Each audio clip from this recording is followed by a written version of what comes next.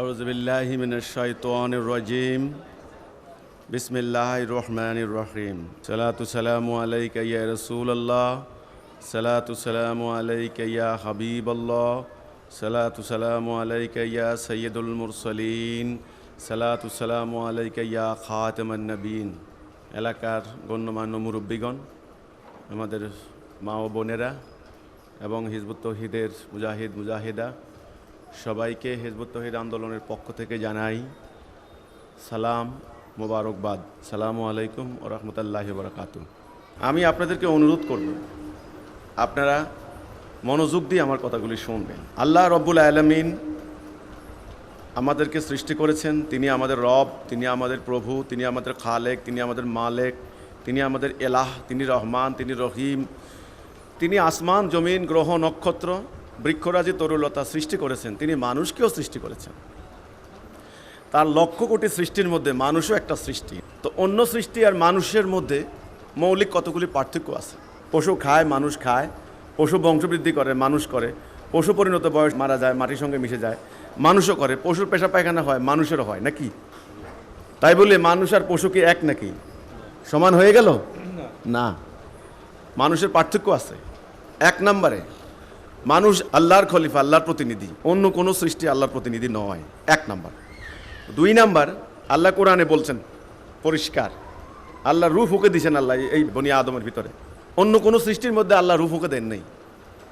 মানুষকে আল্লাহ নিজ হাতে বানাইছেন। আর অন্য সমস্ত সৃষ্টিকে আল্লাহ বলছেন কোন হও, হয়ে গেছে।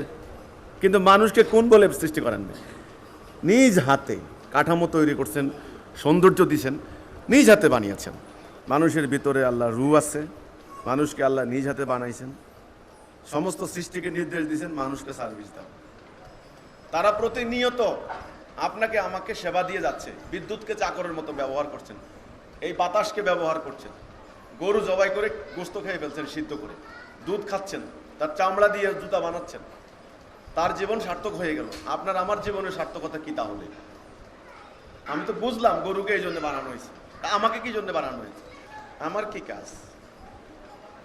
এটা বুঝাই হচ্ছে একজন মানুষ সম্পর্কে তার আসল ধারণা, আকীদা। এটার নাম আকীদা, সঠিক ধারণা। আমি পৃথিবীতে আসলাম, খেলাম, কতগুলি বংশবৃদ্ধি করলাম, পেশা পায়খানা করলাম, বুড়ো হইলাম, মাটির সঙ্গে মিশে গেলাম। তাহলে আমাকে কেন আল্লাহ এত সুন্দর করে বানালেন? কেন আমি আল্লাহর খলিফা হলাম?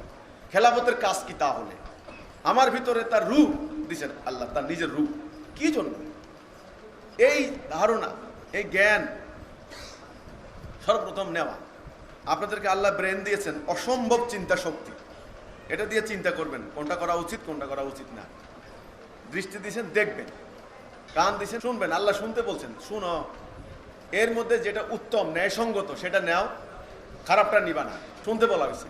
তারপর বলছেন দেখো কোনো খুঁত পাও কিনা, ভুল পাও কিনা দেখো। আমাদের নবী করিম সাল্লাল্লাহু আলাইহি ওয়াসাল্লাম যখন নবী হলেন প্রথম হেরা গুহায়, আপনি তো জানেন এই ঘটনা নাকি? প্রথম আয়াতটা কি? ইকরা বিইসমি রাব্বিকাল্লাযী খালাক। পড়ুন আপনার প্রভুর নামে, যিনি আপনাকে সৃষ্টি করেছেন। নবী বলছিলেন আমি তো পড়তে পারি না। আবার বলছিলেন পড়ুন, এইভাবে 3 বার। পরে জিবরাইল আমিন আলিঙ্গন করলেন, রাসূলুল্লাহ পড়তে লাগলেন, বুঝতে লাগলেন, জানতে লাগলেন। ওনার জ্ঞানের দুয়ার খুলে গেল। পড়ার উদ্দেশ্য কি? জানা। আল্লাহ বলতেছেন জানো, পড়ো, দেখো, শোনো, বিশ্লেষণ করো, বিচার বিশ্লেষণ করো, চিন্তা ভাবনা করো। হৃদয় দেওয়া হয়েছে, উপলব্ধি করো, তারপরে সিদ্ধান্ত নাও।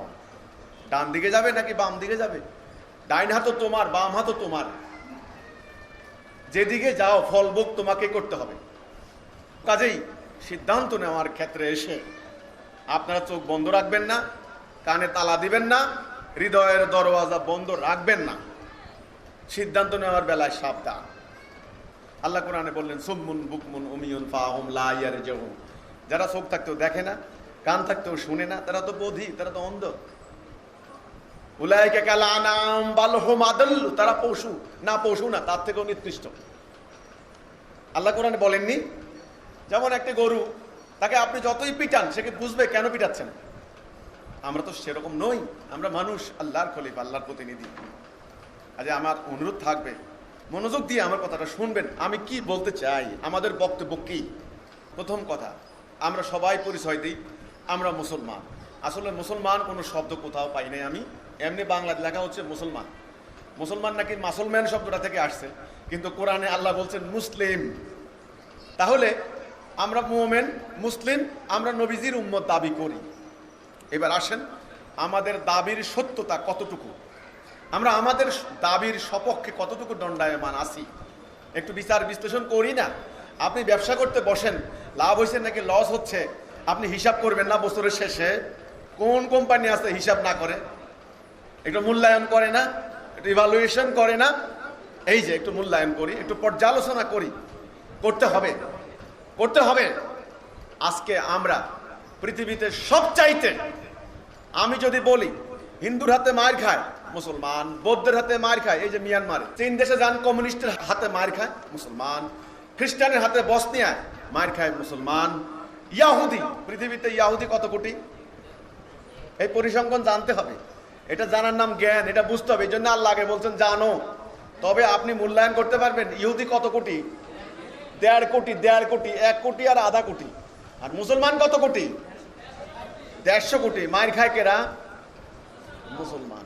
ইয়াহুদি মারে, খ্রিস্টানে মারে, বৌদ্ধ মারে, হিন্দু মারে, কমিউনিস্টে মারে, নাস্তিকে মারে, সবার হাতে মার খায় মুসলমান। 6.5 কোটি উদ্বাস্তু মুসলমান, মান নাই, সম্মান নাই, ইজ্জত নাই, বাড়ি নাই, ঘর নাই, মুসলমান। ইউরোপ আমেরিকা ভিক্ষা করে মুসলমান। সাম্রাজ্যবাদী অস্ত্র ব্যবসায়ী রাষ্ট্রগুলি আজকে একজোট হয়েছে, টার্গেট করছে মুসলমান। এই মুসলমান জঙ্গি, মুসলমান সন্ত্রাসী, মুসলমান শেষ করে দাও। ইরাক ধ্বংস করে দিল, বলে সাদ্দামের কাছে অস্ত্র। সাদ্দাম কয় ভাই আমি মাপ চাই, আমার কাছে কিছু নাই। বেটার নাই মানে তোর কাছে আছে, আমার কাছে গোয়েন্দা রিপোর্ট আছে। পুরা ইরাক ধ্বংস করে দিল, কোনো বিচার নাই। হোয়াইট হাউসের সামনে দাঁড়ায় বলে আমাদের গোয়েন্দা রিপোর্টে একটু ভুল ছিল। পুরো একটা দেশ মাটির সঙ্গে মিশে গেল, কোনো বিচার নাই, গোয়েন্দা রিপোর্টে ভুল ছিল। এটা কেমন গোয়েন্দা রিপোর্ট? আসলে ভুলটুল না, মারবো, বের কত হচ্ছে এটা। তুই আমার পায়ে পাও দিলি কে? ভাই আমি তো অনেক দূরে হাঁটতেছি। বলতে না, আমার পায়ের উপর পা দিলি কে তুই? কারণ মুসলমান টার্গেট করেছে। সিরিয়া, সিরিয়া আজকে 2 পরাশক্তির রণক্ষেত্র। রাশিয়া বোম মারে, আমেরিকাও বোম মারে, ব্রিটেনও বোম মারে, জার্মানিও বোম মারে। আমি সরকারি দলও বুঝি না, বিরোধী দলও বুঝি না। মরে কে? উদ্বাস্ত হয়েছে কে? সমুদ্রে ডুবে মরছে কে? আর ইজ্জত সম্মান নারীদের যাই দেখেন, বেজ্জত হয়ে গেছে, ঘরে ঘরে ইজ্জত নাই। লিবিয়া, গাদ্দাফির লিবিয়া মাটির সঙ্গে মিশাই দিছে, আজকে সেটা সন্ত্রাসের জনপদ। ইয়ামেন থেকে আসছিলেন আমাদের হযরত শাহজালাল ইয়ামেনি রহমতুল্লাহ আলাইহি, সেই ইয়ামেনের শাহজালাল, সেই ইয়ামেনি আজকে না খেয়ে মারা যাচ্ছে লক্ষ লক্ষ ইয়ামেনি মুসলমান। সংখ্যায় আমরা 150 থেকে 60 কোটি। আমাদের তো মসজিদের অভাব নাই। আমাদের একজন মুসলমান সদস্য হিসাবে, মুসলিম হিসাবে, আমি আমার জাতির সদস্য হিসাবে জাতির এই করুণ পরিস্থিতি দেখে মূল্যায়ন করা কি আমার উচিত নয়? কি দেখা উচিত নয়? কি না হলে ধ্বংস হলে তো আমিও ধ্বংস হব নাকি? ওই যে মিয়ানমারের মুসলমানদেরকে যখন বাইর করে দিল ত্রাণের জন্য লাইন ধরা, তো এক লোক দাঁড়িয়ে দাঁড়িয়ে কান্না করতেছে, বলছে ভাই আপনি নিচ্ছেন না কেন? বলছে ভাই রে আমি কি নেব, গতকালকে আমি ছিলাম চেয়ারম্যান, আমি কত মানুষকে এইভাবে দান করছি, আজ আমি ভাবতেও পারি নাই আজকে আমিও যে ত্রাণের জন্য লাইনে দাঁড়াইতে হবে, আমার এই ভাগ্য হলো। এটা হয়েছে। একটা জাতির উপর যখন সম্মিলিত শাস্তি আসে তখন ওই শাস্তি থেকে কেউ নিস্তার পায় না। আমাদের এই পরিস্থিতি কেন ভাই? আমাদের কি নামাজের অভাব, রোজার অভাব, হজের অভাব? আমলের অভাব নাই, রোজার অভাব নাই, হজের অভাব নাই। মসজিদ এক বাংলাদেশে আছে মনে হয় 4 লক্ষ 5 লক্ষের উপরে মসজিদ, সারা দুনিয়ায় লক্ষ লক্ষ মসজিদ। লেবাসের অভাব নাই। আর মাদ্রাসার আলেম, অনেক এক শ্রেণীর আলেম আছেন আমার বিরোধিতা করেন, কি আমি মাদ্রাসা পড়ি নাই, আমার ওনাদের মতো করে লেবাস নাই, বাস আমি ইসলামের কথা কি বলবো? আরে আমি তো মুসলমানে না, আমার কি ইসলামের কথা বলার অধিকার আছে? আমি বিনীতভাবে সেই আলেম সাহেবদেরকে বলতে চাই, আমার সমালোচনা না করে আপনি নিজের জাতির দিকে একবার তাকান আর আমার প্রশ্নের উত্তর দিবেন। হযরত ওমরের সামনে প্রশ্ন করে নাই আমিরুল মুমিনিন, খলিফাতুল মুসলিমিন, অর্ধজাহানের খলিফার সামনে যখন একজন সাধারণ মুসলমান মুসলিম প্রশ্ন করেছেন, আমাকেও প্রশ্ন করার অধিকার রয়েছে নয় কি? তাহলে আমি প্রশ্ন করছি, আমাদের লক্ষ লক্ষ আলেম, লক্ষ লক্ষ মুফতি, মুফাসসির, আইনজ্ঞ, আমাদের হাফেজে কোরআন, পীর, পীরের মুরিদ, কোনো কিছুর অভাব নাই। কিসের অভাব? আজকে আমরা মার খাচ্ছি। কেন আমরা মাথা উঁচু করে দাঁড়াইতে পারছি না? কেন আমরা আজকে মেরুদণ্ড সোজা করতে পারছি না? একটা ভূখণ্ড রক্ষা করতে পারছি না। টেনশনটা কোথায়? টেনশনটা হচ্ছে এখানে, আমি যেখানে বসে এখন কথা বলতেছি, এই বাংলাদেশ, ঢাকা রাজধানী, এই এক টুকরা মাটি নিয়েও কিন্তু ষড়যন্ত্র চলছে। ষড়যন্ত্র চলছে, ইরাক সিরিয়ার মতো বানানোর পায়তারা চলছে। এখানে এখানে 90% মুসলমান, তাদের ইমানকে হাইজ্যাক করা হয়েছে। একদল স্বার্থ উদ্ধার করছেন, বলছে আমাকে টাকা দাও, আমি তোমাকে জান্নাতের টিকিট দিয়ে দেব। মানুষ আল্লাহ রসুলকে পাওয়ার জন্য তাকে টাকা দিয়েছে, কালি কালি টাকা দিয়েছে, আল্লাহ রসুলকে পায় নাই। একদল বলছে আমাকে নির্বাচনে ভোট দাও, আমি ক্ষমতায় গেলে কোরআনের আইন চালু করে দিব, তুমি জান্নাত চলে যাবা। কোন দলকে ভোট দিবে? মানুষ ওই জাতি বিনাশী কর্মকাণ্ডে পা বাড়িয়েছে। একদল বলেছে এই জঙ্গিবাদী কর্মকাণ্ড ঘটাও, এই কুফুরি শক্তি, এই কাফের, এদেরকে বোম মেরে উড়িয়ে দাও, সন্ত্রাস করো, জঙ্গিবাদী করো, তুমি শহীদ হয়ে যাবে। মানুষ আল্লাহ রসুলকে পাওয়ার জন্য, পরকালে জান্নাতে যাওয়ার জন্য ওই সমস্ত ভুল পথে পা বাড়িয়েছে। ইমানকে হাইজ্যাক করা হয়েছে। এটা করেই আফগানিস্তান ধ্বংস হয়ে গিয়েছে। আজকে আফগানিস্তান গণকবর, প্রতিটা দিন কোনো না কোনো জায়গায় বোমা পড়ে মানুষ মারা যাচ্ছে। আর এক দুজন মানুষ না, শত শত মানুষ। একটা বোমা পড়ে 100-200 মানুষ শেষ। হাসপাতালে বোমা পড়ে, স্কুলে বোমা পড়ে, মাদ্রাসায় বোমা পড়ে, পুলিশ স্টেশনে বোমা পড়ে। কোথায় বোমা না পড়ছে আপনারা বলেন? হায় রে মুসলমান, পরিণতি খুব ভয়াবহ, পরিস্থিতি খুব ভয়াবহ। সামনে আমাদের বাঁচার কোনো পথ নাই, নিস্তারের কোনো পথ নাই। পুরো বাড়িতে আগুন লাগছে, কোনো দরজা জানালা সব বন্ধ। হয় ধোঁয়ায় মারা যাবেন, নাইলে আগুনে পুড়ে মারা যাবেন, বাঁচতে পারবেন না। এটা আমার কথা নয়, দৃষ্টি মেলে দেখুন। এই জন্য আল্লাহ বলছেন দেখো, কান পেতে শুনুন, নির্যাতিতের আর্তনাদ। ঘুমাইতে পারবেন না, বাঁচতে পারবো না আমরা, আমাদের দুনিয়াও শেষ, আখেরাতও শেষ। এই অবস্থা কেন? এই অবস্থা থেকে মুক্তির উপায় কি? আর আমাদের এই সমাজটাকে রক্ষার উপায় কি? ইমানকে তো হাইজ্যাক করে নিয়ে যাওয়া হয়েছে। মানুষ আল্লাহ রসুলকে পাওয়ার জন্য ওই সমস্ত ভুল পথে পা বাড়িয়েছে। রসুলকে পাওয়ার পথ কি এতটা? না। আল্লাহ কয়জন? রাসূল কয়জন?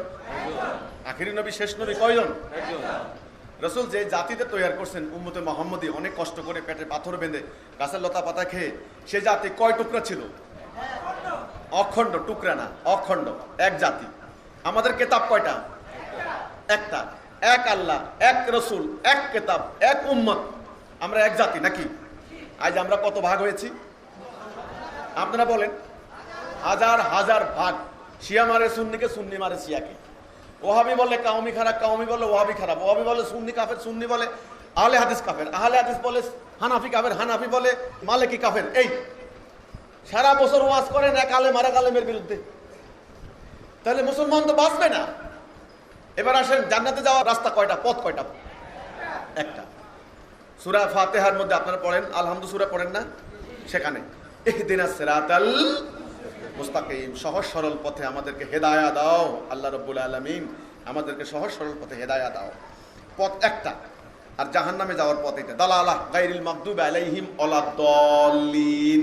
দালালাহ ভুল পথ, ডাইন বাম, সত্য মিথ্যা, ন্যায় অন্যায়, আল্লাহর হুকুম ইবলিসের হুকুম। আপনি কোনটা নেবেন? কেন নেবেন? এই যে কথাটা, আল্লাহটা কেন নেবেন, এ কেন নেওয়ার জানার নাম আকীদা। আকীদা ঠিক হলে ঈমান ঠিক হয়ে যাবে, ঈমান ঠিক হলে আমল ঠিক হয়ে যাবে। এই বস্তুটার নাম কি? Mobile phone. এটা কি জন্য বানানো হয়েছে? কথা বলার জন্য। এই বস্তুটার নাম কি? কি জন্য বানানো হয়েছে? দেখার জন্য। এই বস্তুটার কি নাম? সানগ্লাস, রৌদ্রোজ্জ্বল দিনে পরার জন্য। ওকে, আচ্ছা, আগে জানা না আগে ব্যবহার? আগে জানা। আমার হাতে একটা কাগজ দেখতে পাচ্ছেন, এটা কি? কাগজ। আর এটা কি? টিস্যু পেপার নাকি? এটা বানানো হয়েছে ঘাম মোছার জন্য, আর এটা বানানো হয়েছে লেখার জন্য।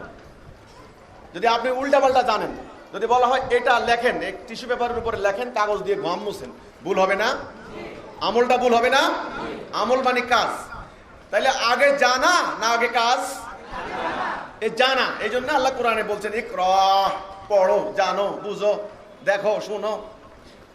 আগে জানবেন, তারপরে কাজ করবেন। আরে ভাই করতে পারবেন, অসুবিধা নাই। ডাইন হাতও আপনার, বাম হাতও আপনার, ডাইন পাও আপনার, বাম পাও আপনার। কোন পা আগে দিবেন সেটা পরে, আগে বুঝেন কেন দিবেন, কি জন্য দিবেন। এই যে জানা বুঝার নাম হচ্ছে আকীদা। জানা বুঝার নাম কি? আকীদা। সামগ্রিক ধারণা, সঠিক ধারণা, ওভারঅল আইডিয়া। তারপরে ঈমান, ঈমানের পরে হচ্ছে আমল। ইসলামের বুনিয়াদ কয়টা? 5টা। 1 নম্বরে কি? লা ইলাহা ইল্লাল্লাহ, এটা 1 নাম্বার। 2 নম্বরে হলো সালাহ। নামাজ কোনো শব্দ আসলে কোরআনে নাই, শব্দটা হলো সালাহ, কিন্তু এমন ভাবে চালু করে দিছে এটা ফার্সি ভাষা। রোজাও কোনো শব্দ নাই। সাওম কোরআনে আছে আল্লাহ, আর ফার্সি থেকে আসছে খুদা, খুদা, খুদি, খুদা কোনো কোরআনে নাই কোনো শব্দ। এই শব্দগুলি বুঝতে হবে, তাহলে আপনাদেরকে কোরআনের আল্লাহর পরিভাষাগুলি বুঝতে সুবিধা হবে। 3 নম্বরে যাকাত, 4 নম্বরে হজ, 5 নম্বরে রোজা মানে সাওম। বুনিয়াল ইসলামে আলা খামসিন, ইসলামের বুনিয়াদ কয়টা? 5টা। 1 নম্বরে হচ্ছে ঈমান, কলেমা লা ইলাহা ইল্লাল্লাহ মুহাম্মাদুর রাসূল, এটা 1 নম্বর। 2 নম্বরে সালাহ, তারপরে বাকিগুলা। যার ঈমান নাই তার আমলের কোনো মূল্য নাই। 2টা পার্ট, ঈমান আর আমল। ঈমান আর আমল। যার ঈমান নাই তার আমলের কোনো মূল্য নাই। যে ঈমান আনলো তার জন্য আমল প্রযোজ্য হবে নাকি? তাহলে ঈমানটা কি? লা ইলাহা ইল্লাল্লাহ। বাংলা অর্থ হচ্ছে আল্লাহর হুকুম ছাড়া কারো হুকুম মানব না। লা মানি, মানি না, অস্বীকার করলাম। যাবতীয় হুকুম বিধান যা কিছু আছে আল্লাহর হুকুমের পরিপন্থী সব কিছুকে অস্বীকার করলাম। এই যারা আল্লাহর সঙ্গে এই চুক্তিতে আবদ্ধ হলো তাদের ঈমান আছে, তারা মুমিন। তারা কি? মুমিন। আল্লাহর সঙ্গে আগে একটা অঙ্গীকার, আগে একটা চুক্তি, একটা কন্ট্রাক্ট। বান্দা আল্লাহর সঙ্গে এই অঙ্গীকারে আবদ্ধ হবে, আল্লাহ আমি তোমার হুকুম ছাড়া কারো হুকুম মানব না। তখন আল্লাহ বললেন যেই লোক এই অঙ্গীকারে আবদ্ধ হলো আমি তার সমস্ত গুনাহ ক্ষমা করে দেবো, সে জান্নাত যাবে। এই জন্য নবী করিম সাল্লাল্লাহু আলাইহি ওয়াসাল্লাম বলেছেন মান ক্বালা লা ইলাহা ইল্লাল্লাহ ফাদাখালাল জান্নাহ, যে বলল লা ইলাহা ইল্লাল্লাহ সে জান্নাত যাবে। তিনি সাফা পাহাড়ের উপর দাঁড়িয়ে যেদিন প্রথম মানব জাতিকে ঘোষণা দিলেন, সেদিন কি নামাজের দিকে ডাক দিছিলেন? রোজার দিকে ডাক দিছিলেন? হজের দিকে ডাক দিছিলেন? কিসের দিকে ডাক দিছিলেন? কালেমার দিকে। আপনারা জানেন তো তিনি মক্কার সবাইকে বলছেন এই এই বিপদ বিপদ, তোমরা সবাই আসো আসো। সবাই বলা বলি করলো এই মোহাম্মদ আলামিন আসাদিক, ও তো মিথ্যা কথা বলে না, কি বিপদ দেখি শুনি, চল আমরা যাই। আবু জেহেল, আবু লাহাব সবাই গেছে, কিন্তু সেদিন যাওয়ার পর রসুল একটা উঁচা জায়গা দাঁড়ালেন, দাঁড়িয়ে বললেন হে মানুষ, ইয়া আইয়ুহান নাস কুল লা ইলাহা ইল্লাল্লাহ তুফলিহুন, হে মানুষ তোমরা বলো লা ইলাহা ইল্লাল্লাহ, তবে তোমরা সফল কাম হবে, সাকসেসফুল হবে, ফালাহ হবে। নবী করিম সাল্লাল্লাহু আলাইহি ওয়াসাল্লাম আর কোনো কিছুর দিকে ডাক দিছিলেন? কেন তিনি ওই মানুষগুলারে আপনার তাওহীদের দিকে ডাক দিলেন? তারা কি আল্লাহ বিশ্বাস করতো না? আল্লাহর কোরআন সাক্ষী, তারা আল্লাহ বিশ্বাস করতো। তারা কাবা কেন্দ্রিক হজ করতো না? হজ ইব্রাহিম আলাইহিস সালাম থেকে চালু হওয়া, আপনারা জানেন, হজ করতো, খাতনা করতো। আমাদের নবী করিম সাল্লাল্লাহু আলাইহি ওয়াসাল্লামের বাবার কি নাম?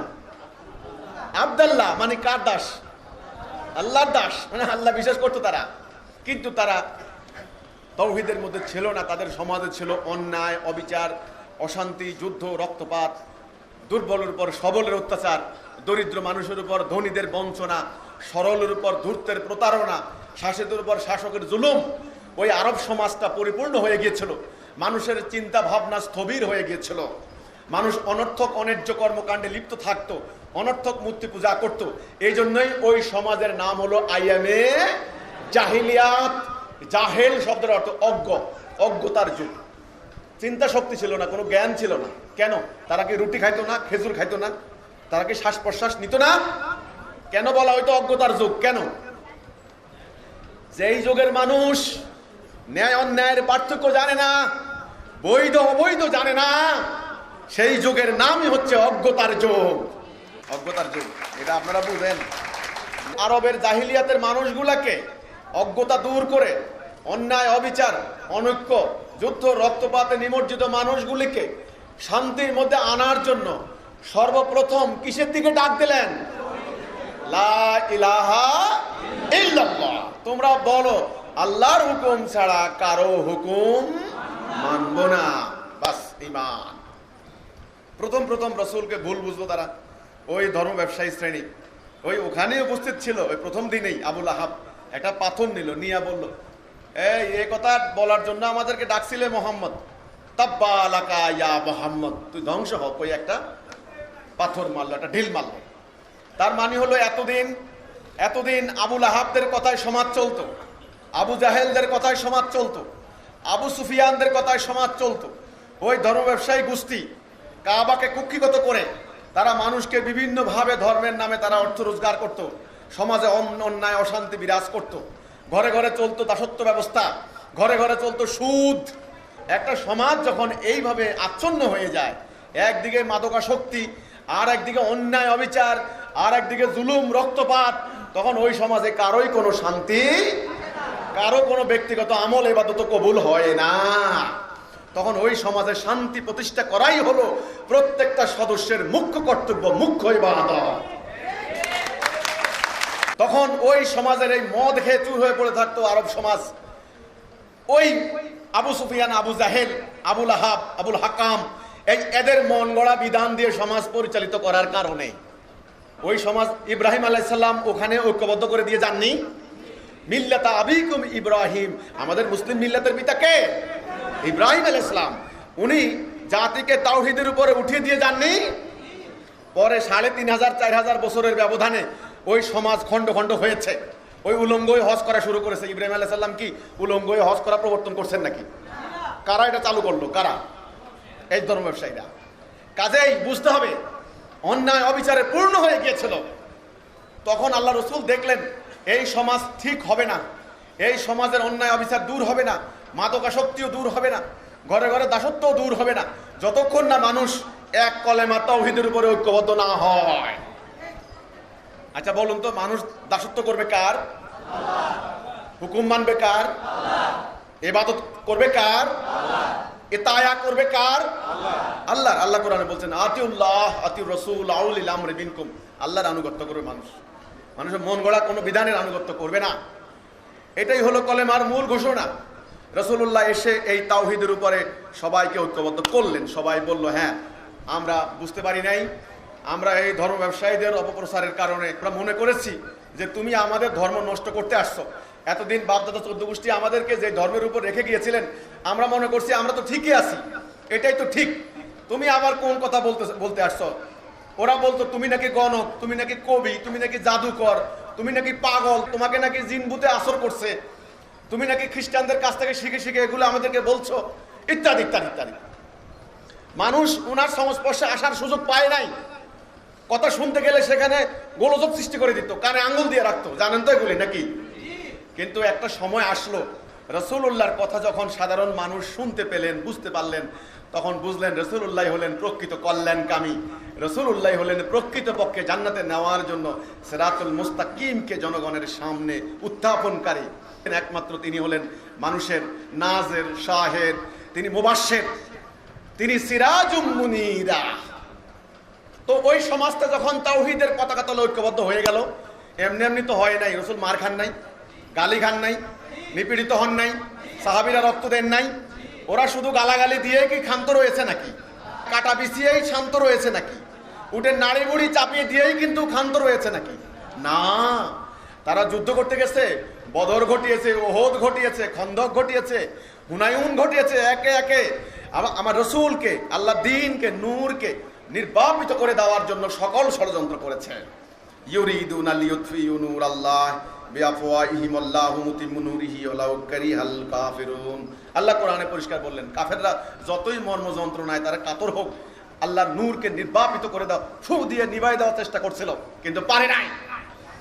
আল্লাহর নূরকে আল্লাহ উদ্ভাসিত করেছেন নাকি? হ্যাঁ, ওই মোমবাতি ফু দিয়ে নিভানো যায়, সূর্য আর নিভানো যায় না নাকি? নবী করিম সাল্লাল্লাহু আলাইহি সাল্লাম হলেন অন্ধকার ঘুটঘুটে রজনীতে পৃথিবীর বুকে প্রভাতের সূর্য। এই সূর্য যখন উঠেছে তখন মানুষের দৃষ্টি খুলে গেছে, মানুষ ন্যায় অন্যায় বুঝতে পারছে। এই হলো ঈমান, লা ইলাহা ইল্লাল্লাহ। অনেক রক্ত গিয়েছে। হিজবুত তাওহীদের ভাই বোনরা যারা আছেন গালাগালি করছে, এতেই বিচলিত হচ্ছেন নাকি? আমার বাড়িতে হামলা চালিয়ে আমার ভাইদেরকে জবাই করেছে পুলিশের সামনে, জনগণের সামনে প্রকাশ্য। বলে কি এরা খ্রিস্টান হয়ে গেছে, আমাদের ধর্ম নষ্ট করতে আসছে। এই যে ওই অভিযোগ, জবাই করে দিয়েছে, চোখ তুলে নিয়েছে, পেট্রোল দিয়ে জ্বালিয়ে দিয়েছে, ঘরবাড়ি লুটপাট চালিয়েছে। এখন টেলিফোন করে আমাকে বলে, আমরা তো বুঝতে পারি নাই, ফেসবুকে আপনার বক্তব্য শুনলাম, ফেসবুক না হলে তো আমরা তো আপনার কাছেও যেতে পারি নাই, আমাদেরকে পাহারা দিছে। ওর সঙ্গে কে কে মিশে খালি তারে একবার কে ভয় আমার সঙ্গে, আমার বাড়ির আশেপাশে দিয়ে কেউ আসে না।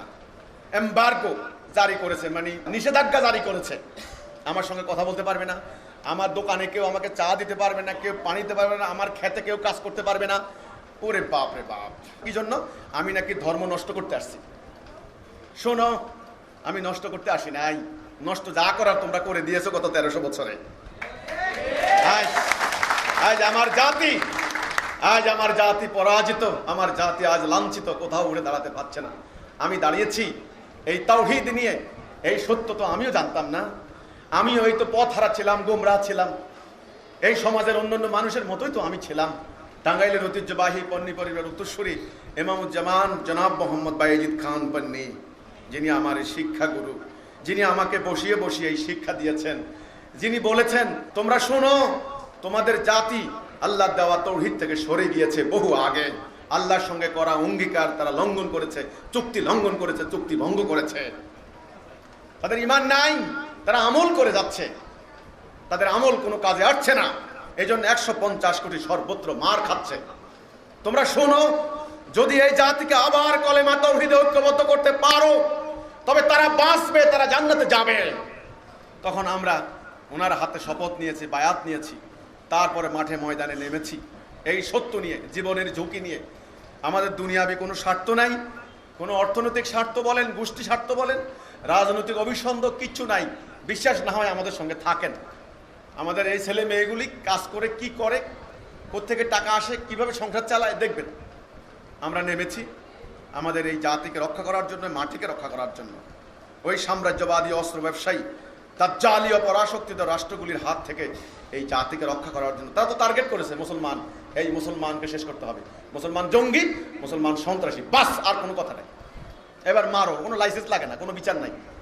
পুরা ইরাক ধ্বংস করে দিল, কোনো বিচার হয়েছে নাকি? পুরো আফগানিস্তান ধ্বংস করে লুটপাট করে নিয়ে গেছে, কোনো বিচার হয়েছে নাকি? তাদের বিচার কে করবে? কে করবে? মিয়ানমার তাদের শত শত বছরের পুরনো বাড়িঘর, জায়গা জমি সব থেকে বিতাড়িত করে দিয়ে বিচার নাই। এখন ওই ওখান থেকে জাতিসংঘ উড়ে এসে এসে কাপড় দেয়, খানা দেয়, ওই ইয়ে দেয়, আপনার বিস্কুট দেয়, এগুলো দেয়। মুসলমানকে ভিক্ষা খাওয়ার জন্য আসছে নাকি দুনিয়াতে? ওই কোনো একটা কথা তো বলে না কেউ, খালি না বললে তো হবে না। আমরা খুব বাক খুশিতে আমাকে ভিক্ষা দিচ্ছে, মুসলমান ভিক্ষা খেতে আসে নাই। মুসলমান আসছে মানব জাতিকে মুক্তি দেওয়ার জন্য, নিজেরাও মুক্ত হবে, মানব জাতিকে মুক্তি দিবে নাকি? আজ সেই মুসলমানের এই দশা কেন? এই জিনিসটা আপনাদেরকে হৃদয়ঙ্গম করার জন্য আপনারা যারা আসছেন কষ্ট করে দয়া করে আমার কথাগুলি একটু শুনবেন। এই ঈমান আমাদেরকে পরিবর্তন করবে কিসে? ঈমানে। আত্মা পরিবর্তন করবে কিসে? জাহিলিয়াতের ওই খারাপ মানুষগুলিকে সোনার মানুষে পরিণত করছে কিসে? ঈমানে না? সমাজটাকে পাল্টাইছে কিসে?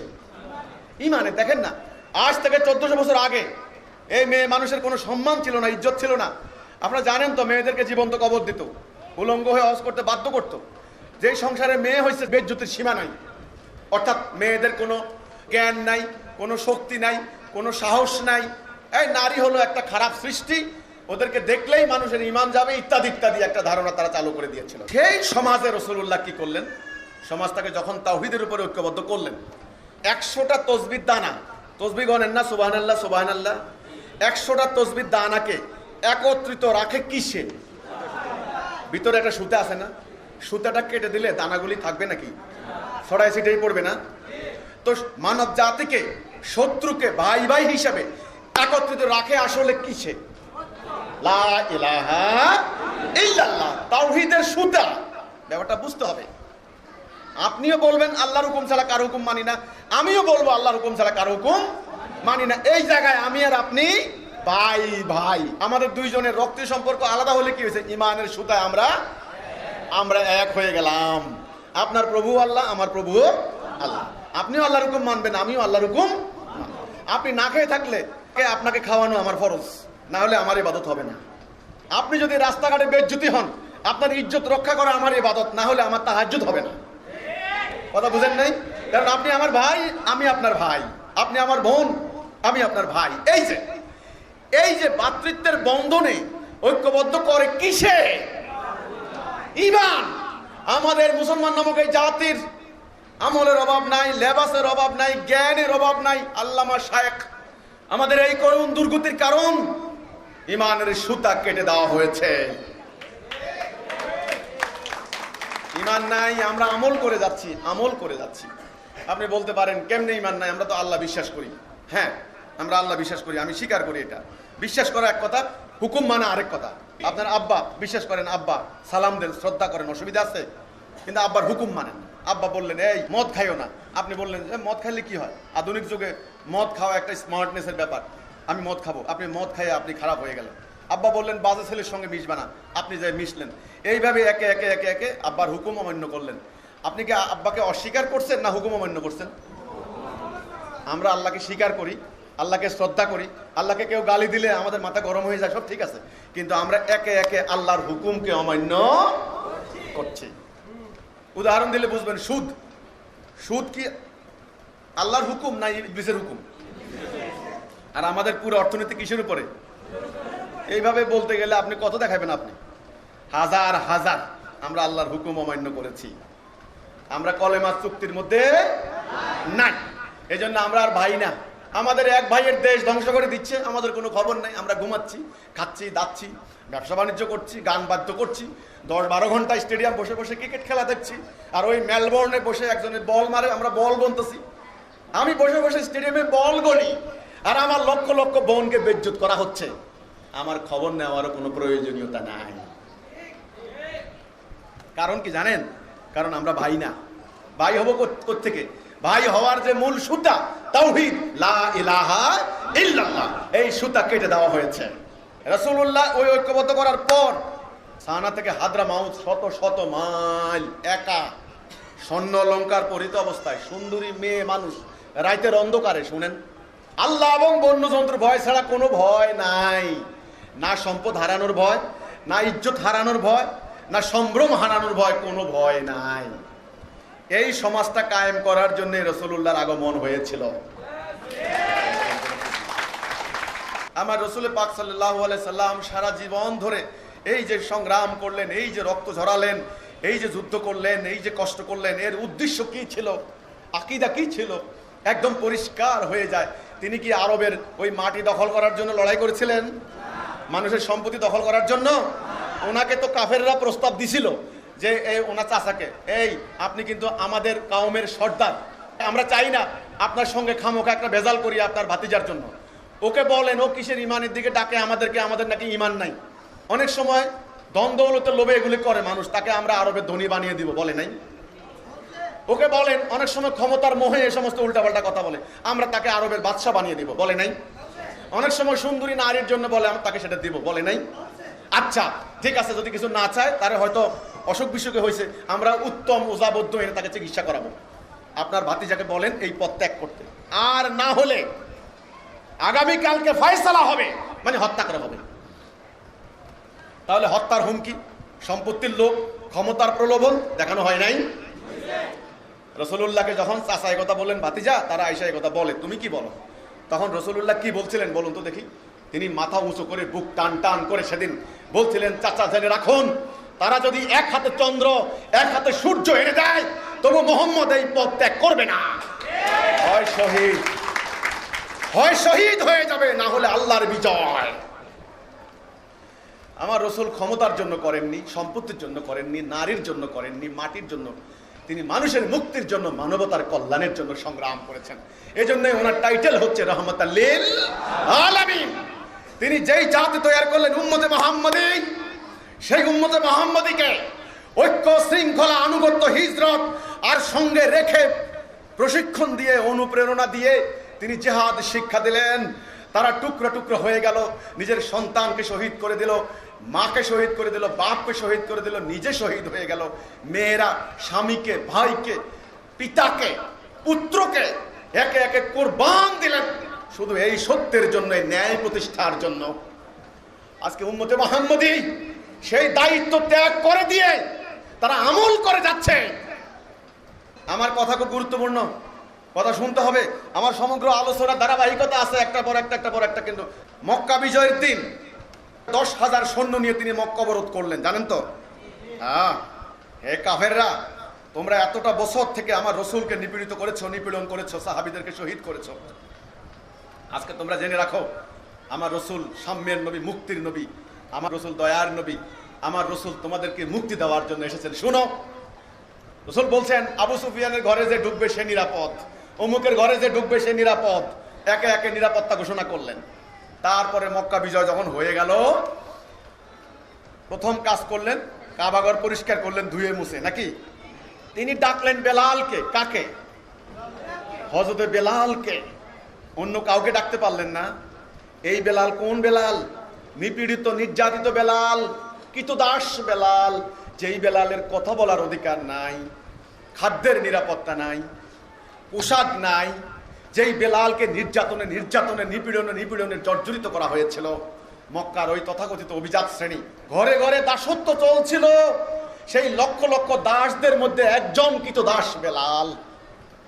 আল্লাহ রসুল বেলালকে ডাকলেন, ডেকে বললেন, বেলাল কাবার উপরে উঠো। দেখুন, খুব মনোযোগ দিয়ে শুনুন, রসুল আজান দেওয়ার জন্য অন্য একটা পাহাড়ের উপর তো উঠাতে পারতেন না? তিনি উঠেছেন কাবার উপরে। কোন কাবা? পবিত্র কাবা, যেই কাবার থেকে সামনে রেখে হাজার হাজার কোটি কোটি মুমিন মুসলমান সালা করে, নাকি সেজদা করে। সেই কাবা, আল্লাহর ঘর কাবা, কাবার উপরে উঠালেন। হযরতে বেলাল গগন বিদারী চিৎকারে আল্লাহর সার্বভৌমত্বের ঘোষণা দিয়ে আল্লাহু আকবার ধ্বনিতে প্রকম্পিত করে তুললেন। আল্লাহু আকবার আজান দিলেন, নাকি? আল্লাহ রসুল দেখিয়ে দিলেন, হে মানুষ, হে আরব জাতি, তোমাদের এই ধর্ম ব্যবসায়ীরা অপপ্রচার চালিয়েছে আমি নাকি তোমাদের ধর্ম ধ্বংস করতে এসেছি। আজকে তোমরা দেখো, আমি প্রমাণ দিলাম আমি সাম্যের নবী, আমি মুক্তির নবী, আমি মানবতার কল্যাণের জন্য এসেছি। আজকে দেখো, আমি প্রমাণ দিলাম মুমিনের সম্মান কাবার ঊর্ধ্বে, মানুষ ঊর্ধ্বে, মানবতা ঊর্ধ্বে। যেই মানুষকে তোমরা পায়ের নিচে দলিত মতিত করেছো, সেই মানুষকে আমি কাবার উপরে উঠিয়ে প্রমাণ করে দিলাম মানবতার এত বড় সম্মান, এত বড় বিজয় ঘোষণা অতীতে কোনো কালে কেউ করতে পারে নাই। আমার রসুল করেছেন। সেই রসুলের অনুসারী, সেই রসুলের উম্মত দাবি করে গত 1300 বছরে কি করে সেই জাতি অন্যের দাস হলো, ইহুদি খ্রিস্টানের গোলাম হলো। আজ থেকে 300 বছর আগে ব্রিটিশ সাম্রাজ্যবাদীরা এসে আমাদেরকে গোলাম বানিয়ে দিল। আটলান্টিক তীর থেকে ইন্দোনেশিয়া পর্যন্ত 300-400 বছর তারা কিচ্ছু রাখে নাই, আমাদের সম্পত্তি লুট করে নিয়ে গেছে। আমরা না খেয়ে মরেছি। শিক্ষা নাই, দীক্ষা নাই, জ্ঞান নাই, বিজ্ঞান নাই, কিচ্ছু নাই। আজ তারা দুনিয়ার সম্পত্তির উপর বসে আছে। প্রযুক্তি তাদের, 16,000 অ্যাটম বোম তৈরি করেছে তারা, নতুন নতুন জঙ্গি বিমান তাদের, ইকোনমিক মাইট এখন তারা। তাদের টাকা ছাড়া তোমার কোনো বাজেট চলে না। কেন? আমরা তো এত ভিক্ষুক ছিলাম না, এত ফকির ছিলাম না। কি কারণে আমরা এখানে আসলাম? তারা চলে যাওয়ার পর আজ আমরা 50 থেকে 60টা রাষ্ট্রে বিভক্ত হয়েছি। আজকে আমাদের ঐক্য নাই, একে একে আমরা শেষ হয়ে যাচ্ছি। হীরার টুকরা পকেটে নিয়ে যখন ভিক্ষা করে বেড়াচ্ছেন, তাহলে বুঝতে হবে হয় আপনি বুঝছেন না এটা যে হীরার টুকরা। কেন? আল্লাহ রসুল এত কষ্ট করে আমাদেরকে সিরাতুল মুস্তাকিমে তুলে দিয়ে গেলেন, আজকে আমরা এত টুকরা হলাম কেন? রসুল করলেন এক জাতি। কয় জাতি? রসুল মরুভূমির উপরে একটা সোজা রেখা টানলেন, সোজা একটা রাস্তা, আর আশেপাশে কতগুলো রেখা টানলেন, বলেন ওইগুলিতে যেও না, শয়তান তোমাদেরকে ধ্বংস করে দিবে, তোমরা সরল পথে থাকো। জান্নাতে যাওয়ার পথ কয়টা? লা ইলাহা ইল্লাল্লাহ। মুসলমান জাতি হবে কয়টা? ইমাম হবেন কয়জন? মুসলমান মানবে কার হুকুম? আল্লাহর হুকুম। তারা কি শান্তি না অশান্তি? শান্তি থাকবে তারা। পরকালে তারা কোথায় যাবে? জান্নাতে। এটা উদাহরণ দিলে বুঝবেন। একটা পূর্ণাঙ্গ টিস্যু পেপার নাকি, এটা বানানো হয়েছে কি জন্য? একটা উদ্দেশ্য হাসিলের জন্য। ওকে, আপনি উদ্দেশ্য হাসিল করার জন্য আপনি এটাকে ব্যবহার করবেন, এই জন্য আপনি ঘাম মুছবেন, ঠিক আছে। এখন এটাকে যদি মধ্যখানে 2 টুকরা করেন, ছোট হয়ে গেল না? আরো টুকরা করেন। এইভাবে টুকরা টুকরা টুকরা করতে করতে করতে করতে একেবারে এরকম টুকরা করেন। এরকম টুকরা করার পরে এই এক টুকরা দিয়ে কি আপনি উদ্দেশ্য হাসিল করতে পারবেন? আপনি ঘাম মুছতে পারবেন? কথা বুঝছেন পরিষ্কার? রাসূলুল্লাহ ওই আয়ামে জাহিলিয়াতের মানুষগুলোকে ঐক্যবদ্ধ করেন নাই, এক জাতি করেন নাই। কি জন্য? সমাজে শান্তি প্রতিষ্ঠা করার জন্য, মানব জীবনে শান্তি প্রতিষ্ঠা করার জন্য। কার হুকুম দিয়ে? আল্লাহর হুকুম দিয়ে, আল্লাহ দ্বীনুল হক দিয়ে, দ্বীনুল হক যেটা আল্লাহ দিয়েছেন রসুলকে, সেটা দিয়ে আমরা 1300 বছরে আল্লাহর সেই তৌহিদ প্রত্যাখ্যান করে, সেই আকীদা ভুলে, সেই রাস্তা ত্যাগ করে এইভাবে টুকরা টুকরা হয়েছি, এত ক্ষুদ্র ক্ষুদ্র হয়েছি। এখন এই টুকরাকে বলে আমি ঠিক তুই কাফের, ও বলে আমি ঠিক তুই হইছস কাফের, তুই জাহান্নাম যাবি আমি জান্নাত যাব। না না, কে জান্নাত যাবে? হাজার হাজার পীর, এক এক পীরের এক এক তরিকা। উত্তরবঙ্গের পীর বলে দক্ষিণবঙ্গ খারাপ, দক্ষিণবঙ্গের পীর বলে ঢাকা খারাপ। কোন পীরের হাতে বায়াত নিলে জান্নাত যাবে আমি জানতে চাই। জান্নাতে যাওয়ার রাস্তা কি এতটা? এবার রাজনৈতিক দল আছে হাজার হাজার মার্কা, বামপন্থী যদি 50টা হয়, আমাদের ইসলামের নামে দল আছে 100টার উপরে বাংলাদেশে। সবাই বলে আমার মার্কায় ভোট দাও তুমি জান্নাত যাবে, এটা জান্নাতের টিকিট, এটা সিল না, জান্নাতের টিকিট। কোন মার্কায় ভোট দিলে জান্নাত যাবে? আর জঙ্গিবাদী দল আছে হায় রে হায়, শত শত হাজার হাজার, বলে আমার সঙ্গে আসো বোম মারো তুমি জান্নাত যাবে, তুমি শহীদ হয়ে যাবে। আসলে জান্নাতে যাওয়ার রাস্তা কি এতটা? কেউ ওই পীরের মাজারে গিয়ে জান্নাত যাচ্ছে, কেউ জঙ্গিবাদী দলে যোগ দিয়ে বোমা মেরে জান্নাত যাচ্ছে, কেউ ওই রাজনৈতিক দল করে জান্নাত যাচ্ছে। হায় হায়, জান্নাতের রাস্তা তো এতটা নয়। ওই যে রসুল বলেছিলেন সিরাতুল মুস্তাকিম থেকে আমাদেরকে নামিয়ে দিয়েছে ইবলিস। আপনি ঢাকা থেকে চট্টগ্রাম যাচ্ছেন, মেইন রোড, ড্রাইভারকে বলে দিয়েছেন এই ড্রাইভার সাবধান, ঢাকা থেকে চট্টগ্রাম পর্যন্ত মহাসড়ক একটা রাস্তা, আশেপাশে হাজার হাজার গলি পথ আছে, ওগুলিতে ঢুকবা না, ঢুকলে চোর ডাকাইতে সব ধ্বংস করে দেবে, মেরেও ফেলতে পারে নাকি। কিছু দূর যাওয়ার পরে ড্রাইভার কি করলো, চিপা গলিতে ঢুকে পড়লো, কানা গলিতে ঢুকে পড়লো, বাস চোর ডাকাইতে এবার যা খুশি তা করা শুরু করলো। আমাদের অবস্থা তাই হয়েছে না? আমরা তাওহীদের সিরাতুল মুস্তাকিমের সেই মহাসড়ক থেকে আমরা নেমে গিয়েছি, নেমে গিয়ে হাজার হাজার গলি পথের সৃষ্টি করেছি। এখন কে ওই সমস্ত পথগুলি থেকে তুলে এনে আবার মুক্তির মহাসড়কে ঐক্যবদ্ধ করবে? কে? নবী তো আর আসবেন না, রসুল তো আর আসবে না। শেষ নবীকে দিয়ে আল্লাহ একটা আদর্শ স্থাপন করে দিয়ে তিনি চলে গেলেন, কেতাব আর আসবে না। আসবে নাকি? উম্মতে মুহাম্মদের আকীদা কি বলে? কেতাব আর আসবে না।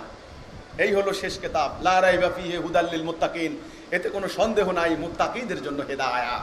কাজেই কেতাব আর আসবে না, নবী আর আসবেন না। তবে তাহলে কি হবে? শিয়া সুন্নি শাফি হাম্বলি হানাফি এই তরিকা ওই দল এই ফেরকা নিজেরা মারামারি করে বিনাশ হয়ে যাচ্ছি। কে রক্ষা করবে জাতিকে? কে এখন ঐক্যবদ্ধ করবে জাতিকে? কি উপায় হবে? তাহলে কি উপায় হবে? জাতি কি এভাবে ধ্বংস হয়ে যাবে? এইভাবে কি বিনাশ হয়ে যাবে? এত তাফসির ছিল না, এত ফেকা ছিল না, ঘরে ঘরে কোরআন, এত কোরআন ছিল না সেই জাতির হাতে। এই জাতি ছিল এক জাতি নাকি সেরা জাতি। আজ আমরা 150 কোটি, তারা ছিলেন মাত্র 4 থেকে 5 লাখ কি 6-7 লাখের কয়েক লাখ। মারামারি ছিল না, এত তাফসির, এত ব্যাখ্যা, এত হাদিস, এত মাদ্রাসা ছিল না, কিন্তু তারা আল্লাহর হুকুমের উপর ঐক্যবদ্ধ ছিলেন। তারা ছিলেন মুমিন। তাদের সঙ্গে আমাদের সঙ্গে মিল নাই। বলতে পারেন হিজবুত তৌহিদের ইমাম, আপনি যে বলছেন ওদের তাফসির ছিল না, আমাদের ঘরে ঘরে তাফসির, ওদের এত ফেরকা মাযহাব ছিল না, আমরা হাজার হাজার ফেরকা মাযহাবে ভাগ হইছি, তাহলে তাদের সঙ্গে আমাদের কোনো মিল নাই। মিল আছে নাকি? হ্যাঁ মিল আছে, মিল আছে। তাদেরও 2 হাত আমাদেরও 2 হাত নাকি? তাদেরও 2 পা আমাদেরও 2 পা, তাদেরও মুখ আমাদেরও মুখ আছে, তাদেরও মাথা আছে আমাদেরও মাথা আছে। তাহলে এটা তো মিল আছে নাকি? জি না, এখানেও মিল নাই।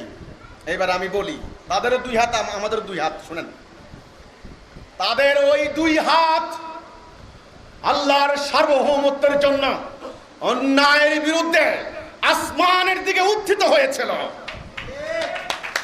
আর আপনাদের ওই 2 হাত গত 1300 বছরে শত্রুর কাছে করজোড়ে প্রাণ ভিক্ষায় আপ্লুত। এই হাতের পার্থক্য শুনেন। তাদের এই 2 পা আর আপনাদের 2 পা, তাদের 2 পা সর্বক্ষণ সারা জীবন আল্লাহর রাস্তায় সংগ্রামে ব্যাকুল থাকত। কারণ রাসূল বলেছেন, যেই পা আল্লাহর রাস্তায় ধুলি দূষিত হয় সেই পা কখনো জাহান্নামের আগুন স্পর্শ করে না।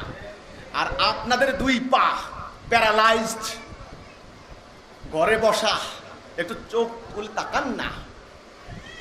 তাদের পায়ের আর আপনার পায়ের পার্থক্য বলি। তাদের দৃষ্টি ছিল বাজ পাখির মতো সজাগ সতর্ক। শত্রুর প্রতিটা আনাগোনা তারা খবর রাখতেন, রসুলকে অবহিত করতেন, তারপরে সঙ্গে সঙ্গে পদক্ষেপ নিতেন। আর আপনাদের দুই চোখ গত 1300 বছর থেকে বন্ধ করে আত্মার ঘষা মাজা করে আল্লাহর সান্নিধ্যের জন্য ব্যর্থ প্রচেষ্টা চালিয়েছেন। আপনারা চোখে বন্ধ রেখেছেন। তাদেরও মাথা আছে, আপনাদেরও মাথা আছে, তাই না? আর বলবো, তাদেরও মাথা আর আপনার মাথার পার্থক্য আছে। ওই মাথা, ওই মস্তক কখনো শত্রুর কাছে নত করে নাই, পরাজিত হয় নাই। ওটা ছিল জীবন্ত জাতি, আর আমরা মরা জাতি। ওনারা ছিলেন মুমিন, আমরা মুমিন নই। ওমান লাম ইয়াকুম বিমা আনজালাল্লাহি ফাউলাইকা হুমুল কাফিরুন। যারা আল্লাহর হুকুম মোতাবেক ফয়সালা করে না তারাই কাফের। ওই জাতি আর এই জাতি এক নয়। ওই জাতি সেরা জাতি, আর এরা গোলাম জাতি। একটা নারীকে বেজ্জুত করতে পারে নাই, কেউ দেখাইতে পারবে না আমি তার গোলামি করব। আর গত কয়েক শতাব্দী ধরে আমার লক্ষ লক্ষ নারীকে বেজ্জুত করেছে, তোমরা রক্ষা করতে পারো নাই। ওটা কোন ইসলাম? আর এটা কোন ইসলাম? ওইটা ছিল আল্লাহ রসুলের প্রকৃত ইসলাম। আর তোমরা এই ধর্ম ব্যবসায়ী স্বার্থান্বেষী গোষ্ঠীটি স্বার্থের হাতিয়ারে বাড়াবাড়ি করতে করতে এই আল্লাহ রসুলের সহজ সরল ইসলামটাকে জটিল, দুর্বুদ্ধ করেছে, বিকৃত করেছে। এই ইসলাম দিয়ে আজ ঐক্যবদ্ধ হতে পারছেন না, মোমেন হতে পারছেন না, জান্নাত নাই। যাদের দুনিয়ার জীবনে লাঞ্ছনা, তাদের পরকালেও লাঞ্ছনা। আল্লাহ বলেননি রাব্বানা আতিনা ফিদ দুনিয়া হাসানাতাও ওয়া ফিল আখিরাতি হাসানাতাও ওয়া কিনা আযাবান নার? বলেননি? হে আল্লাহ, আমাদের দুনিয়ার জীবনকে সুন্দর করো, হাসান করো, আখিরাতে পরকালের জীবনকেও সুন্দর করো। তাইলে আগে দুনিয়ার জীবন সুন্দর করা। আপনি আল্লাহর খলিফা না? আল্লাহর খলিফাকে দুনিয়াতে না আখিরাতে? আল্লাহর ইবাদত কি দুনিয়াতে না আখিরাতে? আরে ভাই, আখিরাত তো হলো ফল ভোগ করবেন খালি, শান্তির জায়গা। কাজ তো হলো দুনিয়াতে, খ্যাত হচ্ছে দুনিয়াতে। আল্লাহ রসুল বলেছেন আর দুনিয়া মাজরাতুল আখিরা, দুনিয়া হচ্ছে আখিরাতের শস্য ক্ষেত্র। তাই দুনিয়া আগে। দুনিয়াকে সুন্দর করা, ঐক্যবদ্ধ করা, যুদ্ধ মহাযুদ্ধ রক্তপাত বন্ধ করা, দুর্বলের উপর সবলের অত্যাচার নির্মূল করা, দরিদ্রের উপর ধনীর বঞ্চনা দূর করা, নাকি শাসকের উপর শাসকের জুলুম বন্ধ করা। এই শান্তিপূর্ণ অবস্থা কায়েমের নামই তো হচ্ছে আল্লাহর ইবাদত করা, নাকি? ইবাদতটা কি দিয়ে করবেন? আল্লাহর হুকুম দিয়া। এই জন্যই আমাদের সর্বপ্রথম আল্লাহর সঙ্গে অঙ্গীকার আবদ্ধ হতে হবে, লা ইলাহা ইল্লাল্লাহ। আল্লাহর হুকুম ছাড়া কারো হুকুম মানব না, খালি এই কথাটুকু। এইবার আপনি যখন আল্লাহর হুকুম মানার জন্য আপনি যখন অঙ্গীকার আবদ্ধ হলেন, আপনি যখন একটা জায়গায় আসলেন, তখন আমরা হব কি? মুমিন। নামাজ পড়বে কে? মুমিন। ইয়া আইয়ুহাল্লাযীনা আমানুস্তাঈনু বিস-সাবরি ওয়াস-সালাহ ইন্নাল্লাহা মা'আস-সাবিরিন। হে মুমিনগণ, সালাহ এবং সবরের মাধ্যমে আল্লাহ সাহায্য কামনা করো। কাকে বলছেন? মুমিনকে। ইয়া আইয়ুহাল্লাযীনা আমানু কুতিবা আলাইকুমুস সিয়াম কামা কুতিবা আলাল্লাযীনা মিন ক্বাবলিকুম লাআল্লাকুম তাত্তাকুন। হে মুমিনগণ, তোমাদের জন্য রোজা মানে সিয়াম ফরজ করে দেওয়া হলো, যেন তোমরা তাকওয়া অবলম্বন করতে পারো। তোমাদের পূর্ববর্তীদেরকেও এরকম আমি দিয়েছিলাম। তাহলে রোজা রাখবে কে? মুমিন। হজ করবে কে? যাকাত দেবে কে? মানুষ গুনাহ করবে, গুনাহ করবে না এমন মানুষ পৃথিবীতে নাই। গুনাহ মাফ করবেন কার? মুমিনের। শুনেন, আল্লাহ সাহায্য করবেন কাকে? মুমিনকে। ওয়াকানা হাক্কান আলাইনা নাসরুল মুমিনিন। আল্লাহ কোরআনে বলছেন মুমিনদেরকে সাহায্য করা আমার হক, আমার দায়িত্ব। তাহলে আল্লাহ সাহায্য পাবে কারা? মুমিনরা। আরেকটা আয়াতে আল্লাহ বললেন ওয়ালা তাহিনু ওয়ালা তাহজানু ওয়া আনতুমুল আলাউনা ইন কুনতুম মুমিনিন। তোমরা হতাশ হইও না, তোমরা নিরাশ হইও না, তোমরা বিজয়ী হবে যদি তোমরা মুমিন হও। বিজয়ী হবে কে? মুমিন। সূরা নূরের 55 নম্বর আয়াতে আল্লাহ বলছেন ওয়াদাল্লাহুল্লাযীনা আমানু মিনকুম ওয়া আমিলুস সালিহাতি লা ইয়াস্তাখলিফান্নাহুম ফিল আরদ। আল্লাহ ওয়াদা দিয়েছেন। কে ওয়াদা দিয়েছেন?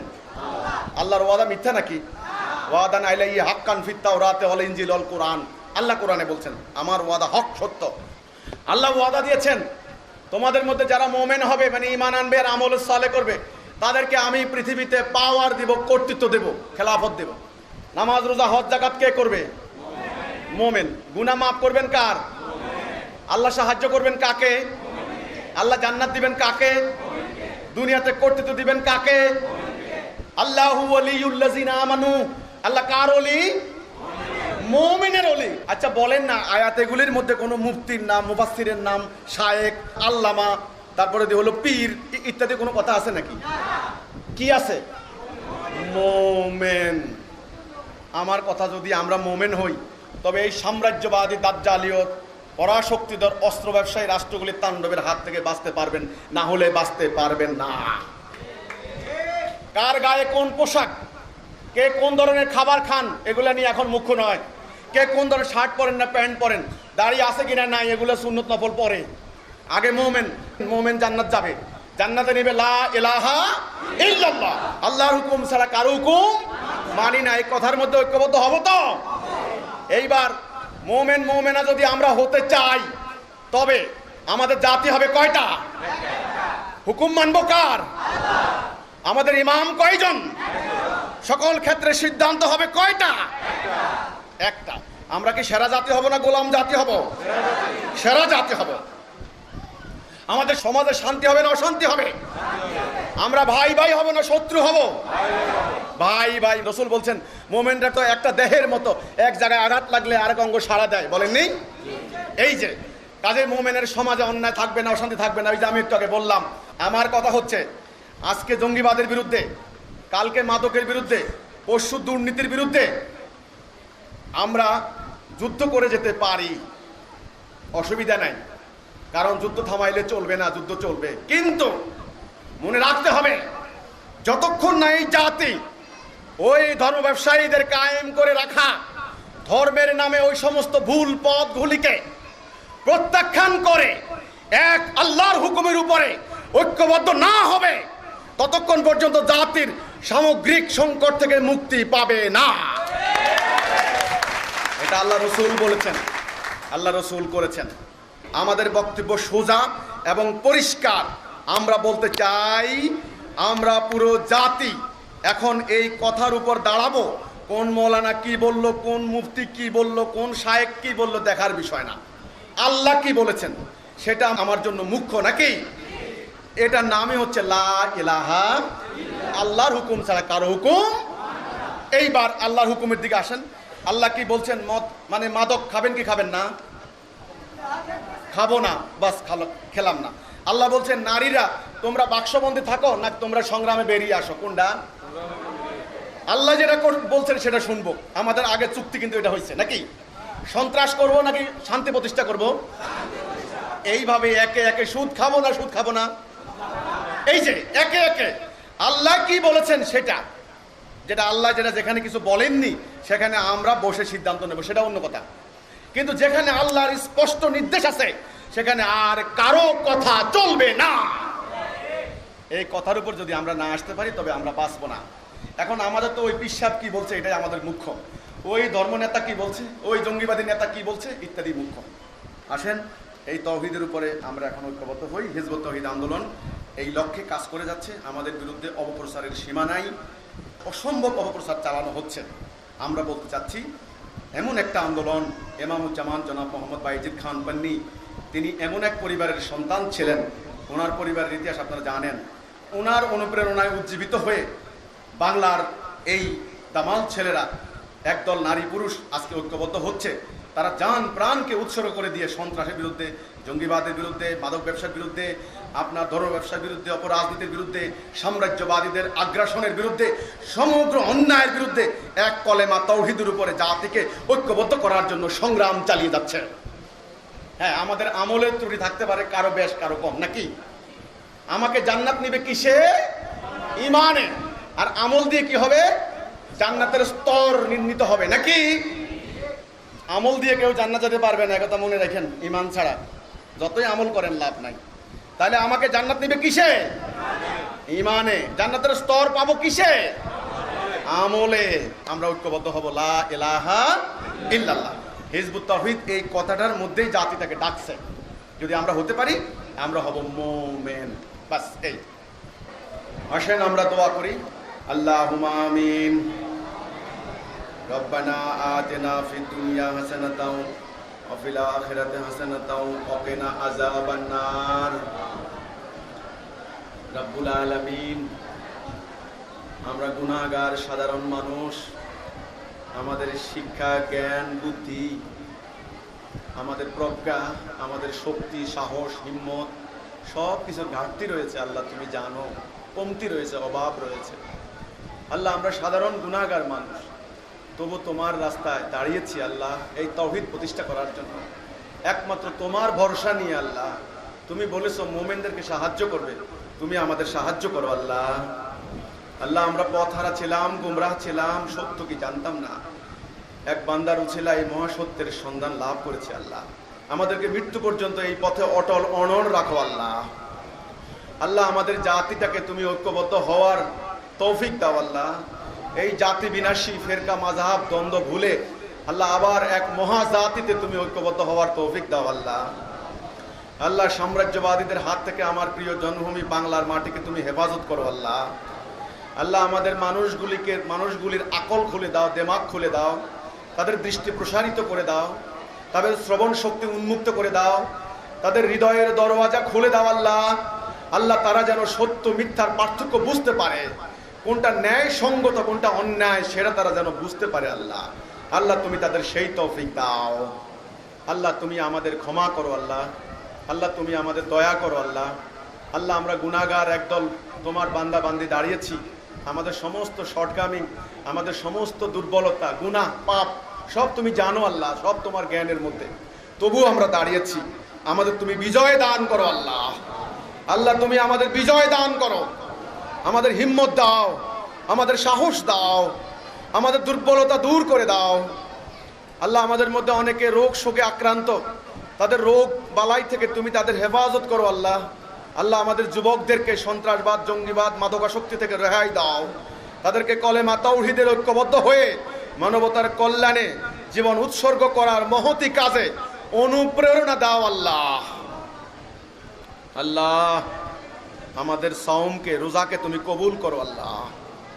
আল্লাহ, আমাদেরকে জাহান্নামের আগুন থেকে হেফাজত করো। সুবহানা রাব্বিকা রাব্বিল ইজ্জাতি আম্মা ইয়াসিফুন ওয়া সালামুন আলাল মুরসালিন আলহামদুলিল্লাহি রাব্বিল আলামিন বিহাক্কি কালিমাত তাইয়্যিবা লা ইলাহা ইল্লাল্লাহ ওয়া মুহাম্মাদান আবদুহু ওয়া রাসূলুহু সাল্লাল্লাহু আলাইহি ওয়া সাল্লাম তাসলিমা। আল্লাহুম্মা আমিন। আসসালামু আলাইকুম ওয়া রাহমাতুল্লাহি ওয়া বারাকাতুহু।